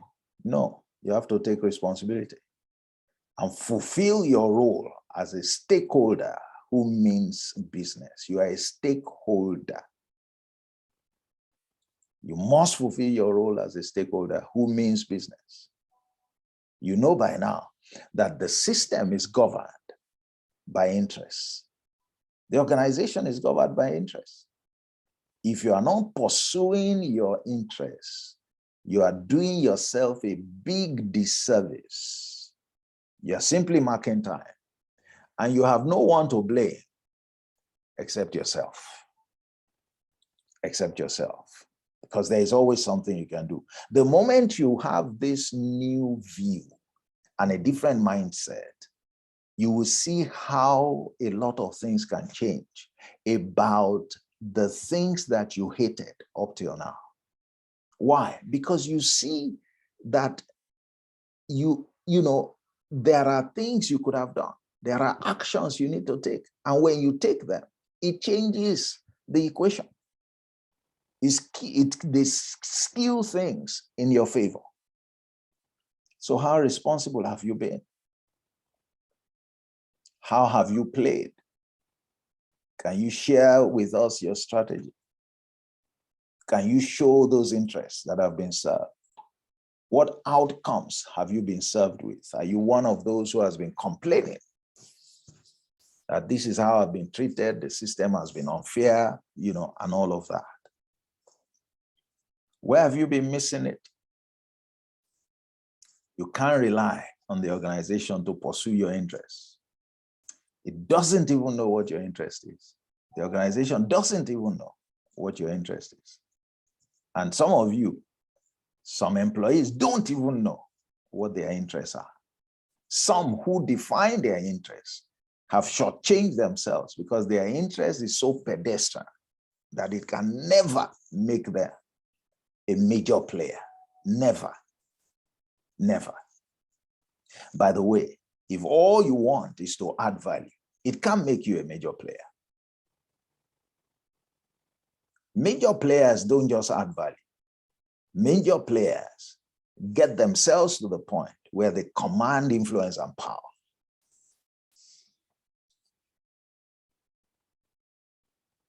Your colleagues won't quit their interests, the pursuit of their interests. And don't look to the organization to pursue your interests to the exclusion of others. Because there are many of you, in some cases, there are thousands of you. So what's the language of office politics? Relying on your performance to make you relevant and powerful? No, sir. That's not the language of office politics. Office politics is not performance driven, even though it has performance as its foundation. If you want to play the game strong, your performance key must be in place. But if you want to miss the point, you will rely on performance alone. And you can't rely on performance alone. That's not the language of office politics. Work is not the language of office politics. Work has no voice. Work has no voice. If it has a voice, it's not loud. Somebody said, you can't rely on your work to speak for you. Never rely on your work to speak for you. That statement is by Nivan Posma. By the way, she wrote the book, if you saw the quote that I gave earlier on, if you don't do politics, politics will do you. Work does not speak. It doesn't have a voice. Don't rely on performance. You can't rely on performance. Only people speak. It is people who speak. That's the language of office politics. That's the recognized language that determines the outcomes in institutions. Okay? What they say and who they speak about is what gets attention. Note, what they say and who they speak about is what gets attention, is what gets attention. So who are those who are speaking about that your work? Who are those who are speaking about you so that others can hear about you and your work through the mouths of people, and not just anybody, the people who matter? Who is speaking about you? Your work is quiet and you are quiet with it. And so nobody knows you. Nobody knows you or knows you in the way that it's important for you to attract any influence, any respect, any regard, let alone be rewarded accordingly. And so there are unwritten rules. There are the things that you are not seeing. What you see in the organization is not the 20% that determines the 80% of what happens. One person may be calling the shots. So I use the example of one shareholder. May be the one calling the shots. It wouldn't matter what a lot of people do. But you knowing that one person, that this is where it all comes out from. This is the bottom line. If you are able to get an inroad there, all right, you see walking the unwritten rules. It's not illegitimate. I mean, it's not illegal. All right? And it can be done in a way that is value-added. I worked many years, and I knew the importance of being in connection with the executive office. So all my years, I always had influence. I always had influence. I always had a voice. Till today, there are places, if I'm present, you want to hear what I have to say before a decision is taken. That's because I'm mindful of these things. And you need to be able to do the same. So I don't waste my time complaining about institutions, about organizations, about biases. I spend my time studying how things happen. And I know where are the touch points that will help to make me relevant, to be a man of influence, to be a voice that people want to hear. And that's what I work on. So I can get to a place, and you have been there for 5 years, for 10 years, but I'll be there for 6 months, and they begin to listen to me more than they listen to you. You may even be senior to me, it doesn't matter. So there are unwritten rules and unwritten, unseen forces at work that determine the outcomes for all the players. It's part of knowing how to play. You want to become that major player. Those are the things you need to learn how to. And therefore, making the right choice. How do you want to play?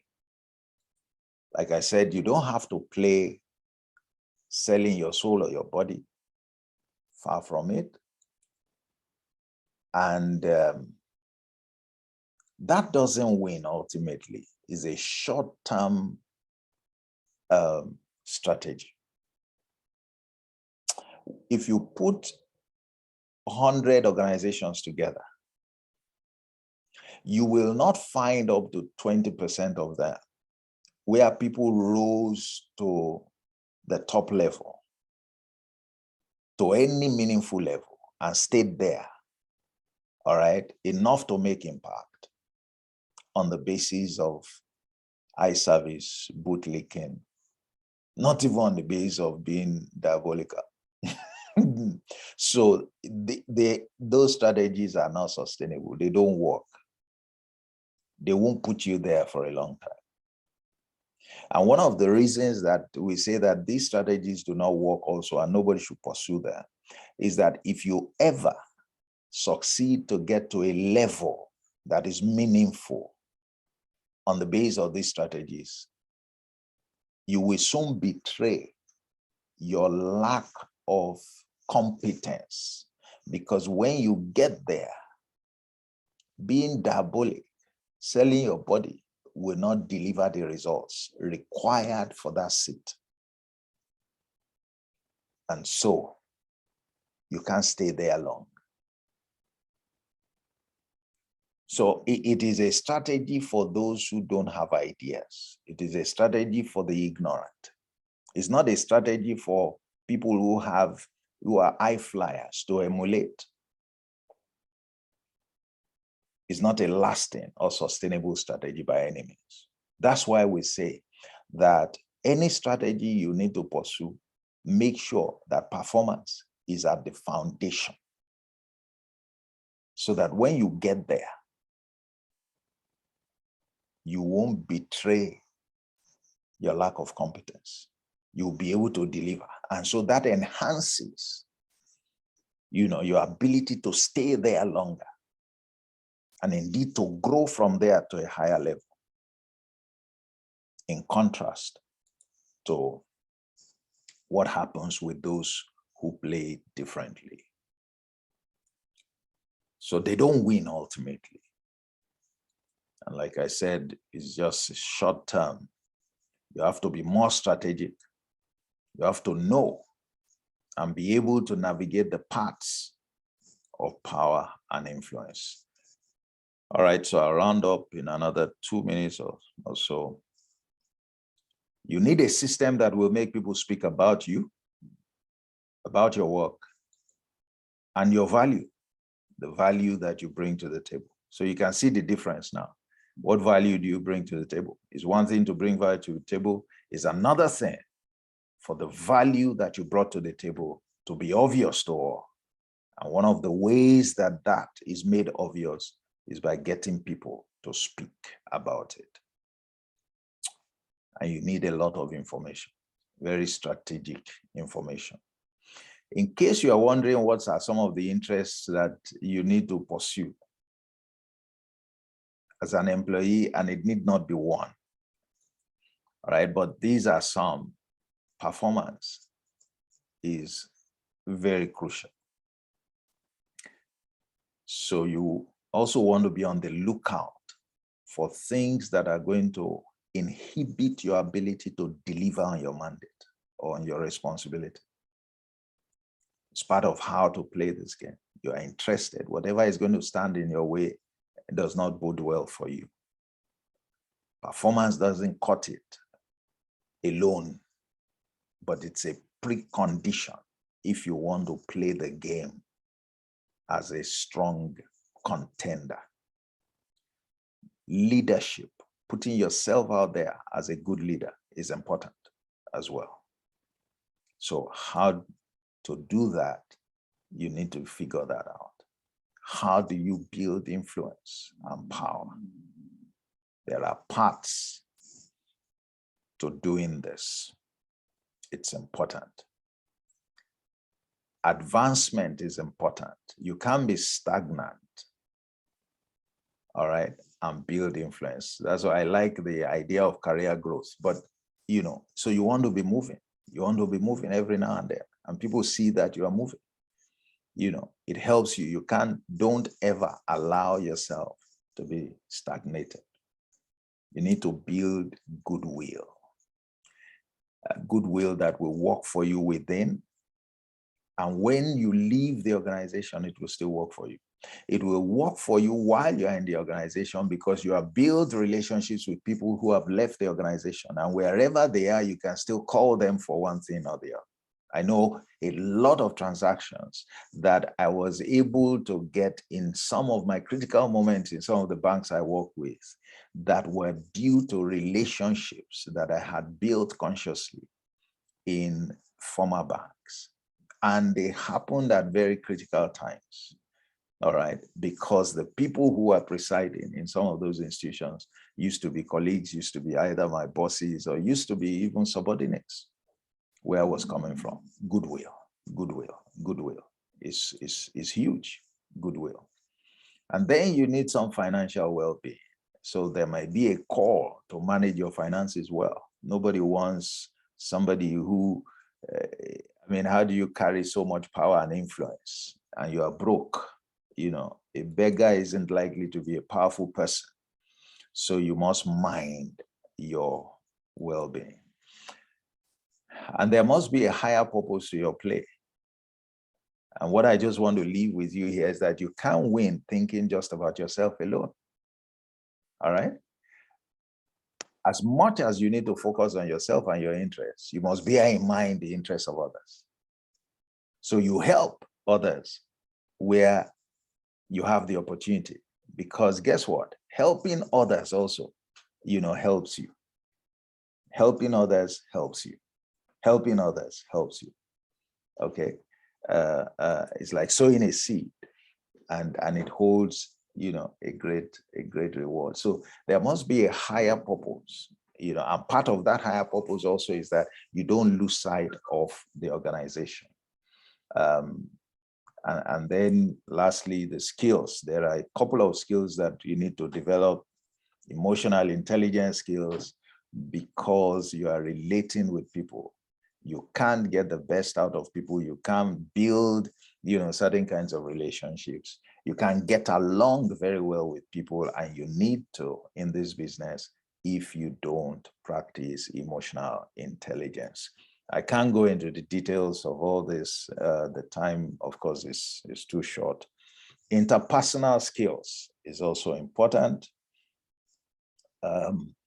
Relationship building skills, that ought to be obvious to us by now, because it's all about. And then, of course, there are politicking skills, leadership skills. Notice we mentioned the issue of leadership. And then communication skills. Part of communication skills, of course, is listening skills. Listening skills. You must be a good listener. A number of the things that you need to do. So, well, your change is here. You need to get into the game and play to win.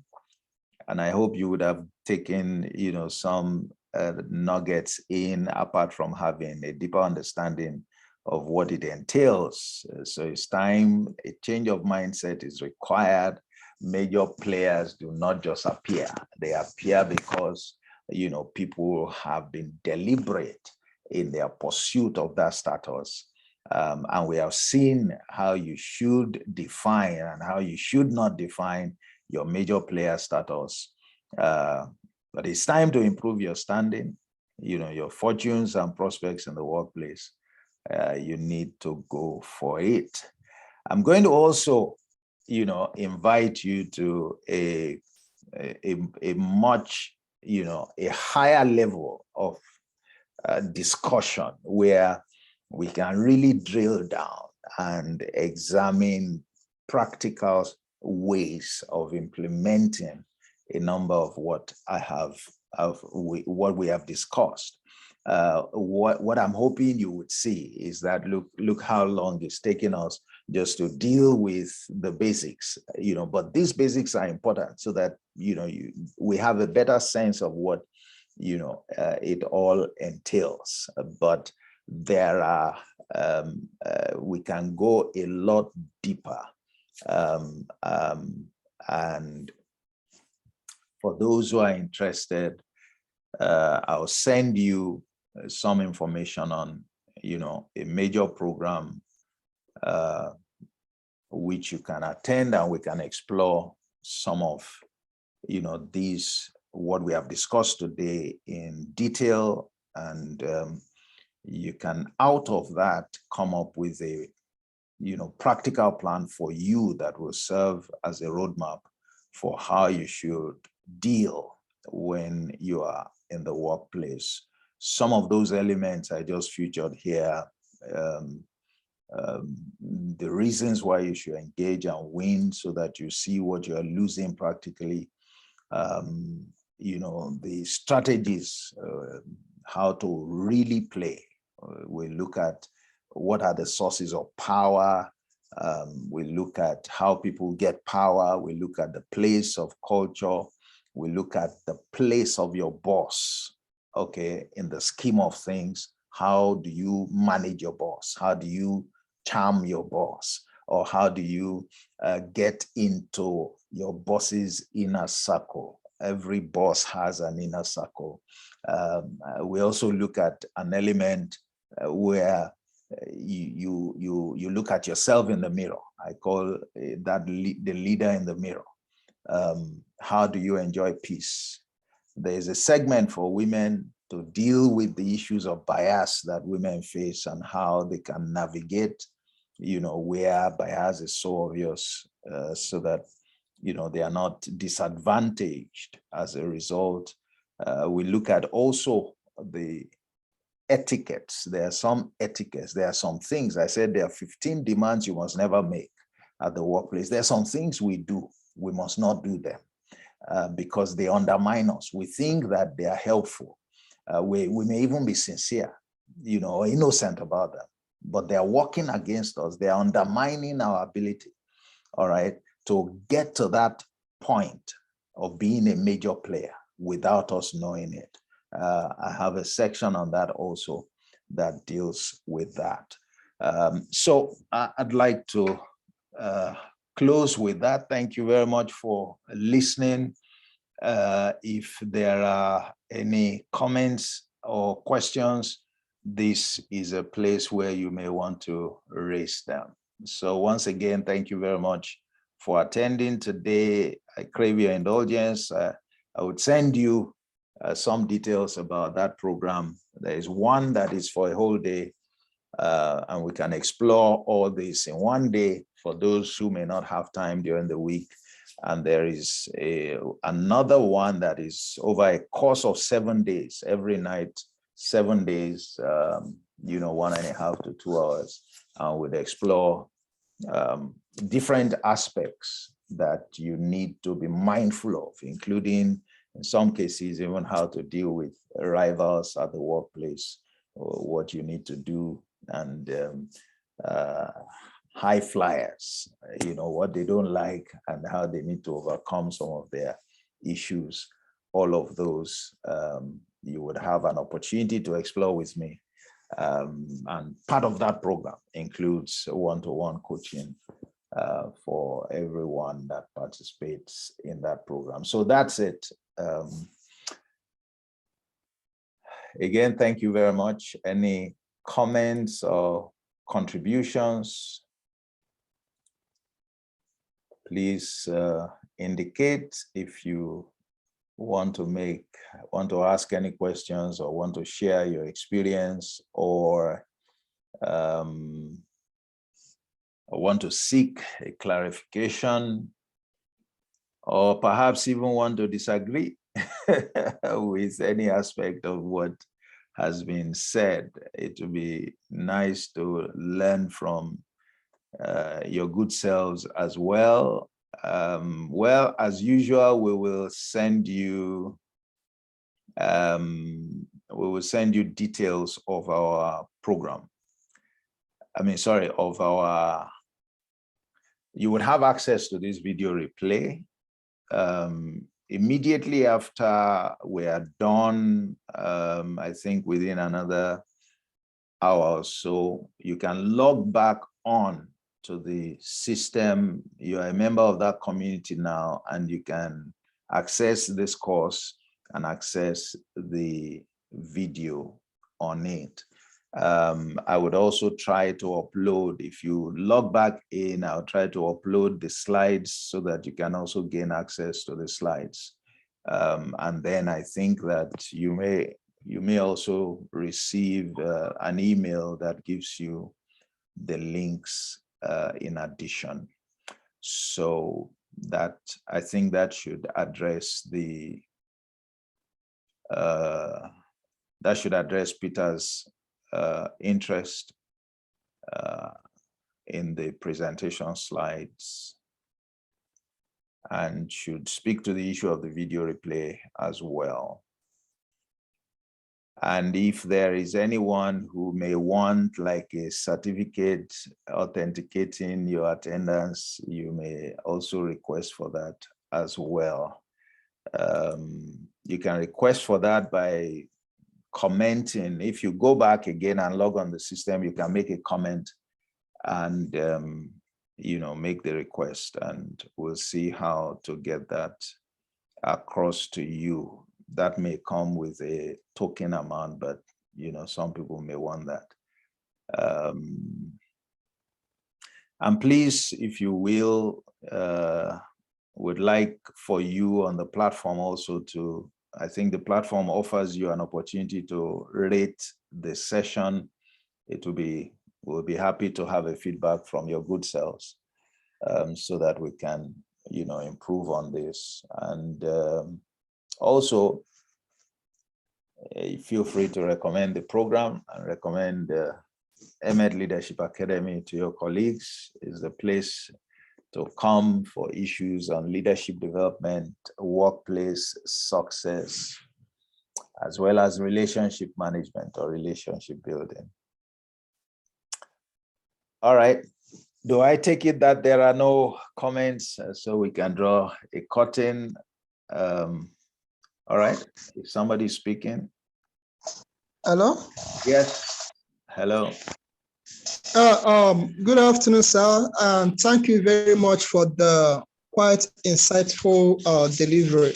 It was quite an eye-opener.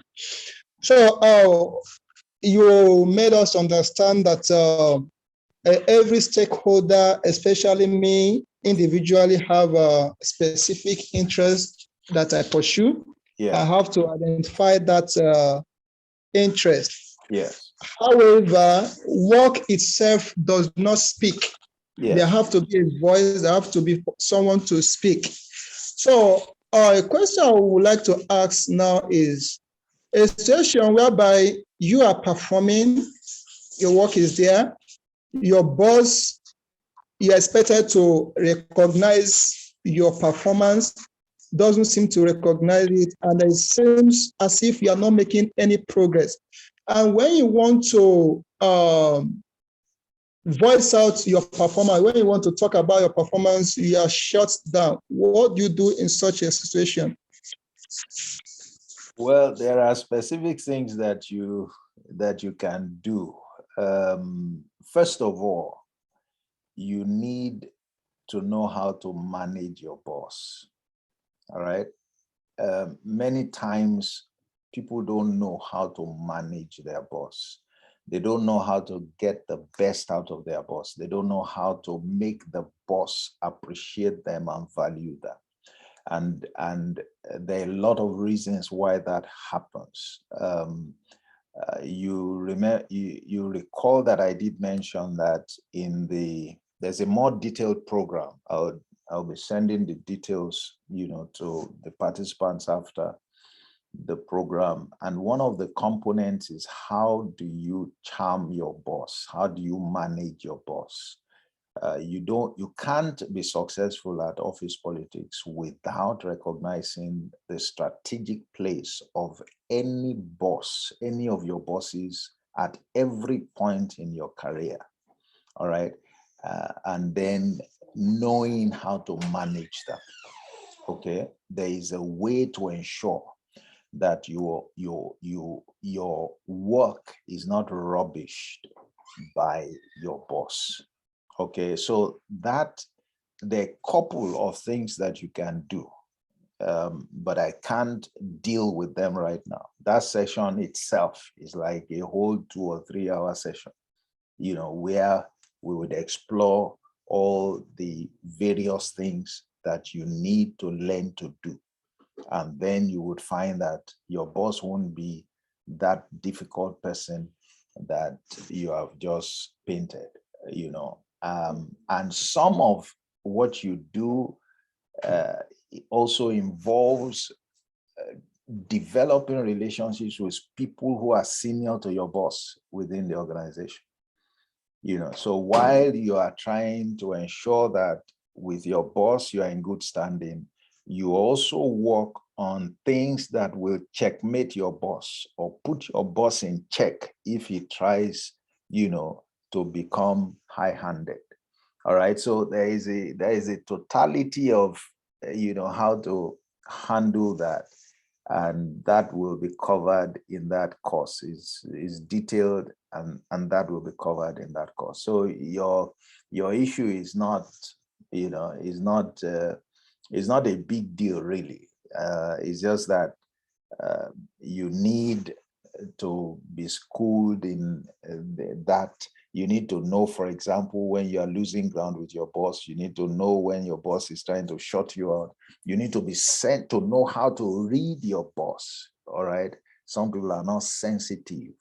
They don't learn, the personality of their bosses, and in order to be able to take advantage of it in their interaction. And so they run into a lot of trouble. Okay. So that's what I would say about that, sir. All right. Okay, thank you very much. If there is no other remark, once again, thank you very much for attending. It's been a pleasure leading the discussion. Thank you for your contributions. And I look forward to seeing you at the more detailed program. Thank you. God bless you. Enjoy the rest of your day. For those who are on holiday, Enjoy your holiday. For others, have a great day at work, and hopefully see you again at one of Emmet's leadership's programs. God bless you all. Thank you.